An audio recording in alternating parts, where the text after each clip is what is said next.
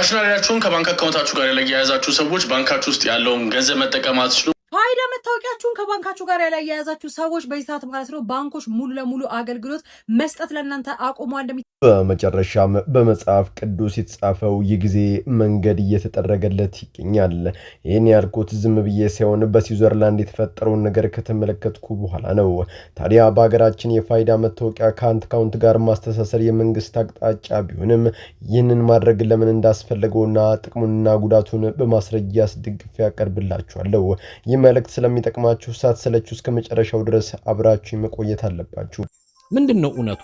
ለምንድነው ቲክቶከሮች እየተጋበዙ ልክ አገራችን ሞልቶ እንደተረፋት አይነት አድርጎ ለማሳየት በፈረስ ጮማ ጥብስ እየጋበስክ በሴኩሪቲ በመጨረሻም አዶና ታስሮ ከወጣ በኋላ የባለስልጣናቱ ተላላኪ መሆኑን የሚያሳይ አንድ አስደንጋጭ ሚስጥር ወጣ።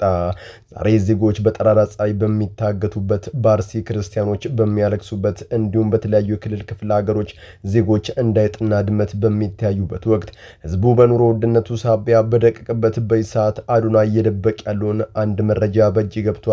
እሱንም አስቃኛችኋለሁ። መራር እውነታ በጣም ብዙ ሰው ከእስልምና እየወጣ ነው አሁን ላይ። ወላይ ከእስልምና የሚወጣ ሰው በጣም ብዙ አለ። እየፈራ አልናገርም እያለ ነው እንጂ ከእስልምና ሰው እየወጣ ነው። አሁን ድረስ በእጅጉ እያስደመመኝ ያለውን የእፎይና የጓደኞችን ነፍሳትን ለማደንና ከጨለማ ወደ ብርሃንም ለማስመለስ የሚደረገውን አስጨራሽ ጉዞ በታዋቂነትና በምቾት የታጀበ የሚመስላችሁ ከዚህ ቪዲዮ በኋላ እነዚህ ወንድሞቻችን ህይወታቸውን አደጋ ላይ ጥሎ ስለሚሰብኩት ወንጌል መረጃዎችን ሰጣችኋለሁ። የኢትዮጵያ ህዝብ ይቅርታ እንዲያደርግልን ጠይቄያለሁ። የኢትዮጵያ ህዝብም በዚህ አይታማም። ስለ እውነት እኮ ትቷል።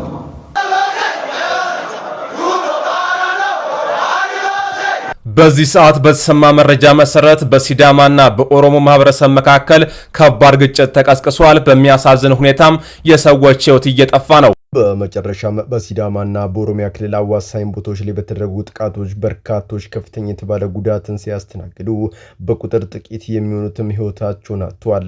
በዚህ ጉዳይ ተጠያቂው ማን ነው? ሽመልስ ከጀርባው ያቀነባበረው ጉዳይስ ምንድነው? መረጃዎችን አብረን እንቃኛለን።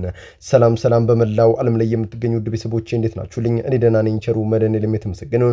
በዛሬው ቆይታችን እጅግ በጣም ቁም ነገር አዘል ቪዲዮዎች ይዤላችሁ መጥቻለሁ። ከእናንተ የሚጠበቀው እንደተለመደው ቪዲዮውን ላይክ እና ሼር ማድረጋችሁን አትርሱ። ዳይ ወደለት ቪዲዮ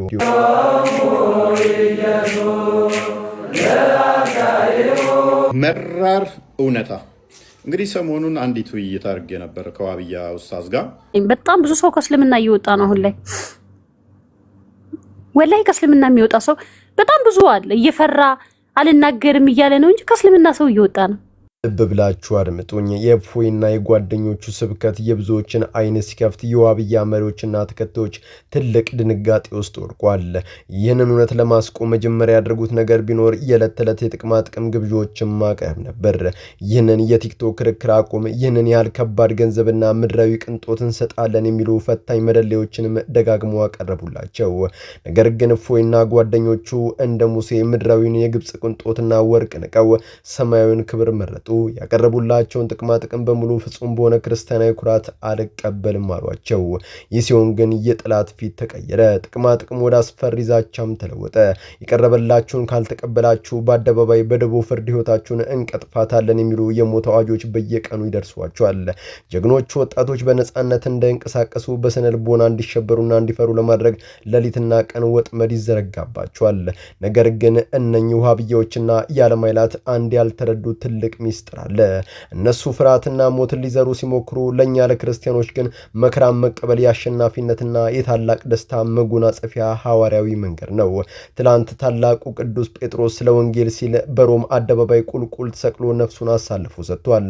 በዓለም ቅዱስ ጳውሎስም በአረማውያን ፊት በስራት በግርፋትና በስደት ሲንከራተት ኖሮ በመጨረሻም አንገቱን በሰይፍ ተቀንጥሷል። ሌሎችም ቅዱሳን ሐዋርያት ለወንጌል ብሎ የከፈሉ ትልቅ መስዋዕትነት የቤተ ክርስቲያን መሰረት መሰረት ሆኗል። ዛሬም እፎይና ጓደኞቹ በቲክቶክ ላይ ያደርጉት ያለው ተጋድሎ ያንን የጴጥሮስና የጳውሎስን የሐዋርያት ፈለግ የአንደኛው ክፍለ ዘመን መድገም ነው። ክርስትና መከራን አልፎ የሚለመልም ዘር ነውና በእውነት የነፎይ ጽናት ዛሬም ፍሬ እያፈራ ይገኛል። በስጋትና በጭንቀት ውስጥ ሆነውም ቢሆን የሚናገሩት የእውነት ቃል የብዙ ዋህብዮችን ልብ እየሰበረና ማተብ እንዲያስሩም እያደረገ ነው። ዛሬም ቢሆን ጠላት የሚያወጣውን የደቦ ፍርድ ዛቻ የእግዚአብሔርን እውነት ሊያስቆም አይችልም። ጀግኖቹ ወጣቶች ስጋን የሚገደሉትን እንጂ ነፍስን መግደል የማይችሉትን ምድራውያንን ፈጽሞ አልፈሩም። የከፈሉትና የሚከፍሉት መስዋዕትነት ሁሉም በሰማይ ታላቅ አክሊል ሆኖ እንደሚጠብቃቸውም ያውቃሉ። የእፎይና የጓደኞቹ ታሪክ ክርስትና ዛሬም ሕያው መሆኑን ማሳያ ነው። ጠላት በጥቅማ ጥቅም ሊደላቸው በደቦ ፍርድ ሊያስፈራራቸው ቢሞክሩም እነሱ ግን እንደ ሐዋርያቱ ስለ ወንጌል መከራን መቀበል መርጧል። ዛሬም በእነርሱ እውነት ምክንያት ወደ ክርስትና እየጎረፉ ያሉ ነፍሳት የአባቶቻችን የጸሎት ውጤቶች ናቸው። እውነት ትመነምናለች እንጂ መቼም አጠፋም። እናንተስ በእፎይና በጓደኞቹ መንፈሳዊ ተጋድሎ እንዲሁም ስለ ወንጌል በሚከፍሉት መስዋዕትነት ላይ ምን ታዘባችሁ? ለእነዚህ ጀግኖች ወጣቶችስ በጸሎት መቆም የለውላችንም ድርሻ አይደለምን? ኮሜንታችሁን አስፍሩልን። ከባንክ አካውንታችሁ ጋር ያያያዛችሁ ሰዎች ባንካችሁ ውስጥ ያለውን ገንዘብ መጠቀም አትችሉም፣ አክሰስ ማድረግ አትችሉም፣ እንደፈለጋችሁ ማውጣት እንደፈለጋችሁ ተጠቅማችሁ ዕቃ መግዛት አትችሉም እየተባለ ፋይዳ መታወቂያችሁን ከባንካችሁ ጋር ያላያያዛችሁ ሰዎች በዚህ ሰዓት ማለት ነው ባንኮች ሙሉ ለሙሉ አገልግሎት መስጠት ለእናንተ አቁሟል። በታላቁ መጽሐፍ ቅዱስ ላይ ይህንን ቃል ተቀምጦ እናገኘዋለን። ታናናሾችና ታላላቆች፣ ባለጠጎችና ድሆች፣ ጌቶችና ባሮች ሙሉ በቀኝ እጃቸው ወይንም በግንባራቸው ምልክትን እንዲቀበሉ ይደረጋሉ። የአውሬውን ምልክት ወይንም የስሙን ቁጥር ያለው ካልሆነ በቀር ሊገዛ ወይም ሊሸጥ ማንም እንደማይችል ይደረጋል። ዮሐንስ ራዕይ ምዕራፍ 13 ከቁጥር 16 እስከ 17 በደንብ ከትቦ ስለመጪው ጊዜ በግልጽ ይነግረናል። ይህን ተከትሎም ዛሬ በዓለማችን በስዊድን 75,000 ሰዎች ማይክሮቺፕ በክንዳቸው እንዲቀበር ያደረጉ ሲሆን በስዊዘርላንድም ቁጥራቸው ከ5,000 የሚልቅ ሰዎች የዚህ ተጠቃሚ ሆኗል። ነገሩ እንዲህ ነው። የሩስ ፍሬ የምታህል አነስተኛ ቺፕን በአውራ ጣትና በጠቋሚ ጣት መካከል ባለው ለስላሳ ቆዳ ስር በቀላል መርፌ ማስገባት ሂደት ሲሆን ከላይ ካነሳነው መጽሐፍ ቅዱሳዊ ትንቢት የእጅና የግንባር ምልክት ጋር ባለው ተመሳሳይነት ሳቢያ በብዙ የሃይማኖት አባቶች ዘንድ ያለ መጨረሻ መቃረቢያ ምልክት ተደርጎም በከፍተኛ ስጋት ታይቷል። የሚገርመው እነዚህ ሀገራት እንደኛው እንዳሁኑ ከዲጂታል መታወቂያ አንድ ስቴፕ ከፍ ብለው እዚህ ደረጃ ላይ ደርሰዋል። ትናንት በሀገራችን ዲጂታል መታወቂያ እናውጣም ያሉ እናቶችና አባቶች ዛሬ የባንክ አካውንታቸው እንዳይንቀሳቀሱ ተደርገው በወድም በግድም እጃቸው ተጠምዞ መታወቂያውን ወጥተው ከባንክ አካውንታቸው ጋር ሲያስተሳዝሩም ታስበናል። ይህ ምንን ያሳያል? ያለ ዲጂታል መታወቂያ የሚከወን አንዳች ነገር አለመኖሩን ያመለክተናል። ታዲያ ይህ ጉዳይ ለመንግስት የሚሰጠው ጥቅም ህዝብ ላይ የሚያደርሰው አደጋስ አለ ወይ? እውን እኛስ አደግን እንደሚሉት እንደነ ስዊድን አካሄዳችን ወደ ማይክሮቺፕ ነው ወይ? ጥቂት መረጃዎችን ላካፍላችሁ። በአሁኑ ሰዓት በሀገራችን ኢትዮጵያ እያንዳንዱ ዜጋን የነካ በኢኮኖሚውና ከዕለት ተዕለት ህይወት ላይ ትልቅ መናወጥን የፈጠረ እጅግ አንገብጋቢና ወቅታዊ አጀንዳ ነው። መንግስት ብሔራዊ ዲጂታል መታወቂያ ፋይዳ አይዲ ከባንክ አካውንት ጋር በግዴታ ማያያዝ መጀመሩ ያላያያዙ ዜጎች ደግሞ የራሳቸውን ገንዘብ ማንቀሳቀስ እንዳይችሉ አካውንታቸው መታገዱ በህዝቡ ዘንድ ትልቅ ስጋትና ቁጭትን ፈጥሯል። የአሳሳቢ ዲጂታል መታወቂያ ዘመቻ ከመንግስት ጥቅም፣ ከህዝብ ስጋት፣ ከአምባገነንነት ባህሪ ወደፊት ወደ ማይክሮቺፕ የመሸጋገር እድሉ ጋር ያይዘን በጥልቀት በዝርዝር እንፈትሸዋለን። ያካሄድ የአምባገነን መንግስታት ዋነኛ መሳሪያ ነው ይሆን የሚለውን በግልጽ እንመልከት። አምባገነን መንግስታት ስልጣናቸው ለማስቀጠል ተቃውሞዎችን ለመጨቆን የሚጠቀሙበት ትልቁ ስልት ዜጎችን 100% መቆጣጠር፣ ሰርቬላንስ ስቴት መፍጠር ነው። ዲጂታል መታወቂያ ለዚህ ዓላማ ፍጹም ምቹ መሳሪያ ነው። መሰረታዊ መብትን ለታማኝነት መደራደሪያ ማድረግ፣ ዲጂታል መታወቂያ ከባንክ ከስልክ ካርድ አገልግሎቶች ጋር ማያያዝ መንግስት የዜጎችን የህልውና መኖር በእጁ አደረገ ማለት ነው። አንድ መንግስት የሚቃወም ወይም የፖለቲካ ተቃዋሚ የሆነ ሰው የጦር መሳሪያ ሲመዙበት እንዲሁ መታወቂያውን ከሲስተም ላይ በማቋረጥ ብቻ ከማህበረሰቡ ማግለል፣ ገንዘቡን መቆለፍና እንዳይንቀሳቀስ ማድረግም ይቻላል። የቻይናው ሶሻል ክሬዲት አርአያነት እንደ ቻይና ያሉ አምባገነን መንግስታት ዜጎቻቸውን የሚቆጣጠሩት በዚህ መልክ ነው። በመንግስት ላይ ትችት የሰነዘረ ሰው በዲጂታል መታወቂያው አማካኝነት የባንክ አካውንቱ ይዘጋል። ባቡርና አውሮፕላን እንዳይሳፈር ይታገዳል። አልፎ ተርፎም ልጆቹ ወደ ትምህርት ቤት እንዳይገቡም ይደረጋል። ዲጂታል መታወቂያ ለመንግስት የሚሰጠው ድብቅ ግልጽና ጥቅሞች መንግስት ይህንን ስርዓት አሰራር ለማዘመን ማጭበርበርን ለመከላከል በሚል መፈክር ቢያስተዋውቁም ከጀርባው የሚከተሉትን ጥቅሞች ያገኛል። ፍጹም የፋይናንስ ቁጥጥር። እያንዳንዱ ዜጋ የት፣ መቼ፣ ስንት ብር እንደላከ፣ ምን እንደገዛና የትኛው ባንክ ውስጥ ስንት ገንዘብ እንዳለው መንግስት በአንድ ቁልፍ ክሊክ ማወቅ ይችላል። የታክስን ሙሉ በሙሉ ለመሰብሰብና የጥቁር ገበያን ለመምታትም ይረዳል። ባዮሜትሪክስን ማዕከላዊ ማድረግ። የሰዎችን የአሻራ፣ የፊት ገጽታ፣ የአይን ብሌን አይሪስ መረጃን በአንድ ማዕከላዊ ካዝና ውስጥ ማከማቸት መንግስት የፈለገውን ሰው በየትኛውም ካሜራና ቴክኖሎጂ በቀላሉ እንዲከታተልና እንዲያውቅም አቅም ይሰጠዋል። በህዝብ ላይ የተደቀኑት አስፈሪ ስጋቶች። የግዴታ መደረጉ በዜጎች ላይ የስነልቦና እንዲሁም የደህንነት ስጋትን ፈጥሯል። የመረጃ መባከንና የሳይበር ጥቃት ዳታ ብሪች። እንደ ኢትዮጵያ ባሉ የሳይበር ደህንነት መዋቅራቸው ገና በደንብ ባልተጠናከሩ ታዳጊ ሀገራት በሚሊዮን የሚቆጠሩ ዜጎች የባንክና የባዮሜትሪክስ መረጃ በአንድ ቋት ውስጥ መቀመጡ እጅግ በጣም አደገኛ ነው። ሲስተሙ በሀገሮች ከተሰበረ የዜጎች ሚስጥር በአደጋ ይጋለጣል። ኢኮኖሚያዊ መገለል። በቴክኖሎጂ እውቀት የሌላቸው የገጠሩ ክፍል የሚኖሩ ወይም የተለያዩ ምክንያቶች መታወቂያውን በጊዜ ማውጣት ያልቻሉ ምስኪን ዜጎች በገዛ ሀገራቸው የራሳቸው አካውንት ተከልክለው ለከፋ ራብና እንግልትም ይጋለጣሉ። ይህ መንገድ ጥርጊያ ወደ ማይክሮቺፕ ይወስደን ይሆን? ብዙዎች የሚያነሱት ትልቁና አሳሳቢው ጥያቄ ቀጣዩ ደረጃ ምንድን ነው የሚለው መልሱ ነው። መልሱ አዎ፣ መንገዱን ወደዚያ የመቃረብ ምልክት አለው የሚል ነው። ከቁስ ወደ ዲጂታል፣ ከዲጂታል ወደ አካል። ወደ መጀመሪያ ወረቀት መታወቂያ በወረቀት ገንዘብ ስትጠቀም ነበር። በመቀጠልም ወደ ፕላስቲክ ካርድና ወደ ዲጂታል ተሻገረች።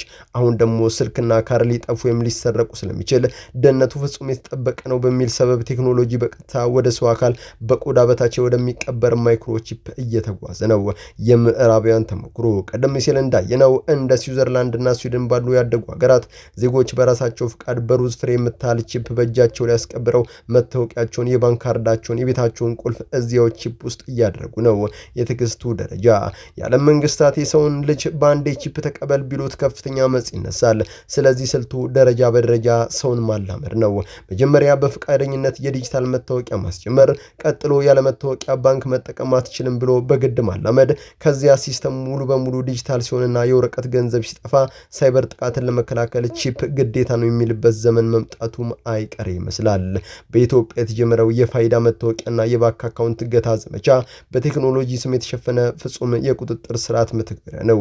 ይህ አካሄድ በጥንታውያን ነቢያትና በዮሐንስ ራእይ መጽሐፍ ቅዱስ ላይ ከተጠቀሰው ያለ ምልክቱ መገበየት አይቻልም ከሚለው ትንቢታዊ ማስጠንቀቂያ ፍጹም መመሳሰሉ የሃይማኖት ማህበረሰቡን ሆነ ለሰብአዊ መብት ተሟጋቾች ዘመኑ ወዴት እየገሰገሰ እንደሆነ የሚያሳይ ትልቅ የማንቂያም ደውል ነው። ከዋል ምንድነው እውነቱ? ለምንድነው ቲክቶከሮች እየተጋበዙ ልክ አገራችን ሞልቶ እንደተረፋት አይነት አድርጎ ለማሳየት በፈረስ ጮማ ጥብስ እየጋበስክ በሴኩሪቲ አዶናይ በካናዳ ያለ የነበረው ነጻነትና ወንድማዊ ቁጭት አገር ቤት ገብቶ መጪው ቴዎድሮስ ነኝ የሚለውን ትልቅ የፖለቲካ ህልም እንዲናገር አደረገው። ልክ እንደዚህ እኔ ኢትዮጵያን አንድ አደርጋታለሁ አዶናይ ነኝ። ብዙዎች ኢትዮጵያን አንድ የሚያደርጋት ይህ ቴዎድሮስ ሲሆን ወይ ከሰሜን የመጣ እያሉ ነበር። እንጃ እሱ ነኝ አይደለሁኝም አላውቅም። ግን በአሁኑ ስርዓት ውስጥ እንዲህ ያለውን ንግግር መናገር እጅግ በጣም ታላቅ ዋጋን ያስከፍላል።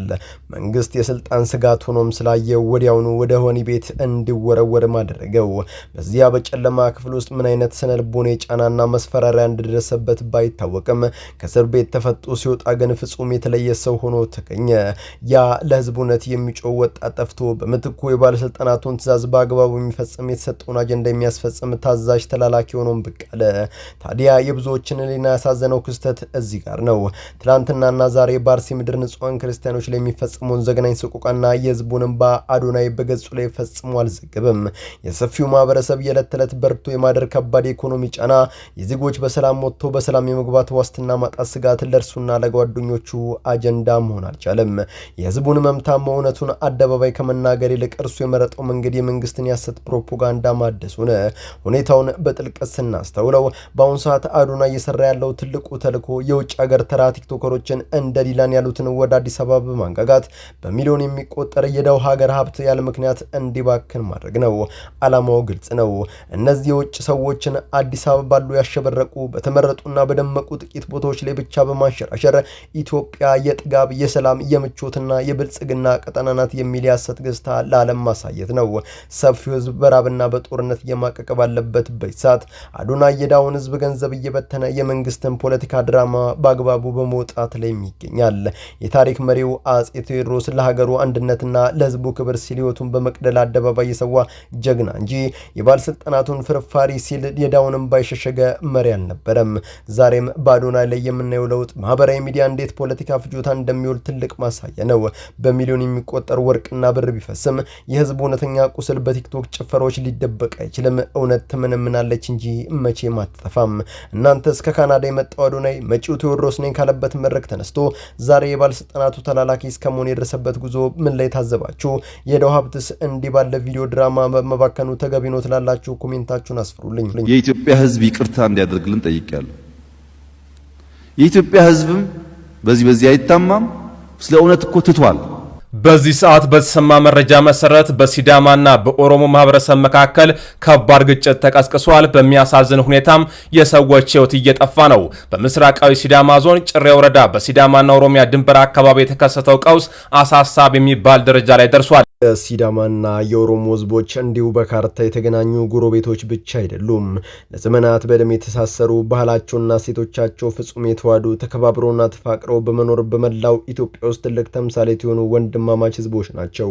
በጭሬ ወረዳና በአዋሳኝ ድንበሮች ላይ የሚኖሩት እነዚህ ህዝቦች የአንዱ ለቅሶ፣ የአንዱ ሰርግ፣ የአንዱ ረሃብ፣ የሌላኛው ስቃይ ሆኖ ነው የኖረው።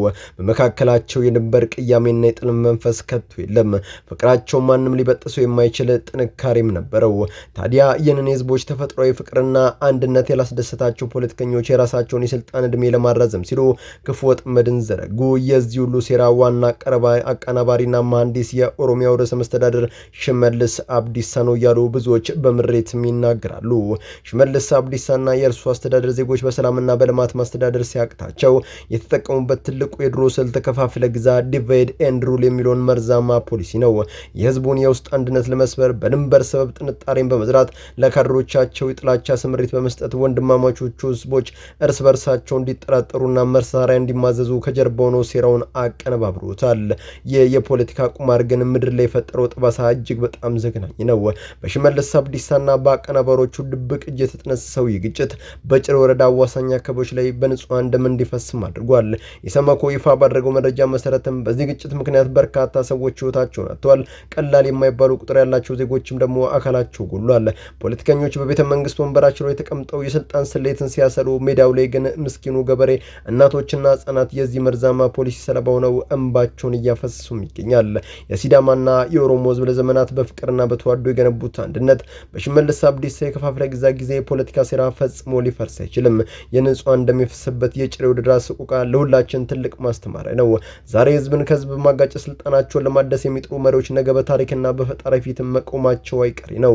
እናንተስ በኦሮሚያና በሲዳማ ክልል ድንበሮች ላይ በተፈጠረው ግጭት ምን አሰባችሁ? በሽመልስ አብዲሳ የፖለቲካ አካሄድ ላይ ምን ታዝባችሁ? ወንድማማች ህዝቦችስ የፖለቲከኞችን ሴራ በንቃት ማክሸፍ የለባችሁም የተላላችሁ? ሀሳባችሁን ኮሜንት ላይ ያስፍሩልኝ። በመላው ዓለም ላይ የምትገኙ ውድ ቤተሰቦቼ ለዛሬ እናንተን ያስተምራሉ፣ ይጠቅማሉ፣ መረጃ ምናሉ ብዬ ያሰብኳቸውን ቪዲዮዎች በዚህ መልኩ አቀረብኩላችሁ። በቀጣይ በሌሎች አስተማሪ ቪዲዮዎች እንገናኛለን። ለዚህ ቻናል አዲስ ከሆናችሁ ምን ይጠብቃችሁ? መለስ እያላችሁ ሰብስክራይብ፣ ላይክ፣ ሼር ማድረጋችሁን አትርሱ። ባላችሁበት ቶሎ ክፉ ሳይነካችሁ በሰላም በቸር በጤና ቆዩልኝ። ይመቻችሁ።